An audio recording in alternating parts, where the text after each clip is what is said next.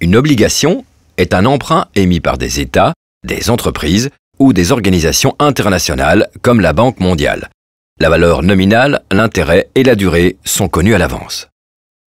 Lorsqu'une obligation est émise pour la première fois, vous pouvez y souscrire sur le marché primaire. Après la période d'émission, il est possible d'acheter et de vendre des obligations en bourse, tout comme les actions. C'est ce qu'on appelle le marché secondaire. Tout au long de la durée, les investisseurs en obligations reçoivent le coupon ou l'intérêt. À la date d'échéance, la valeur nominale est remboursée. Il existe différentes sortes d'obligations. Dans cette vidéo, nous le limitons à la forme basique. Le prix d'une obligation est toujours exprimé en pourcents de la valeur nominale. Lorsque le prix est de 100%, cela signifie que l'obligation est au pair. Si le prix se situe au-dessous de 100%, on parle d'une obligation en dessous du pair. C'est le contraire pour un prix au-dessus du pair. Les obligations offrent certains avantages intéressants. Grâce au coupon périodique, vous savez à l'avance à combien s'élève l'intérêt et quand vous le recevrez. Vous avez donc la perspective d'un flux de revenus stable. Vous savez également à l'avance quand la valeur nominale vous sera remboursée. Si entre-temps vous voulez récupérer votre argent, vous pouvez vendre l'obligation. Vous recevez alors un prix conforme à la valeur marchande, augmenté de l'intérêt depuis le dernier coupon. C'est ce qu'on appelle le coupon couru. La plupart du temps, une obligation est perçue comme une forme d'investissement relativement sûre. Qu'en est-il des frais?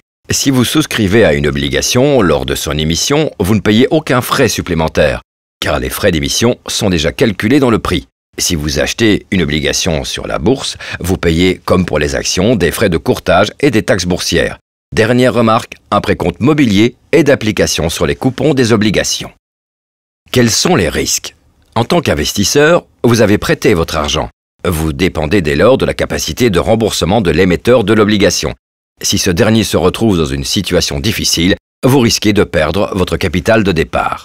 Les obligations peuvent coter dans une autre devise que l'euro. Dans ce cas, il faut tenir compte du risque de change.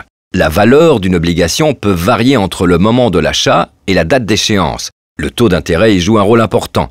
Si le taux d'intérêt du marché augmente pendant la durée de l'obligation, son cours diminue. Si le taux d'intérêt du marché baisse, alors le cours de l'obligation augmente. L'effet du taux d'intérêt sur la valeur de l'obligation diminue à mesure que la date d'échéance approche. Certaines obligations peuvent entre-temps devenir difficiles à vendre si aucun acheteur ne se manifeste.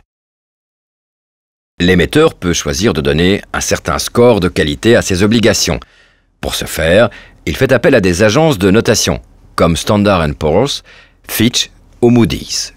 Ils analysent le risque de l'émission et octroient ensuite un score. Généralement, celui-ci est exprimé en chiffres et en lettres. La notation la plus élevée est AAA ou AAA. Les obligations qui notent CCC ou en dessous sont appelées obligations pourries ou junk bonds. Il est important de savoir que la notation de l'obligation peut varier durant sa durée. Le nom d'une obligation contient ses caractéristiques principales. La première partie est l'émetteur, la deuxième le coupon et la dernière la date d'échéance.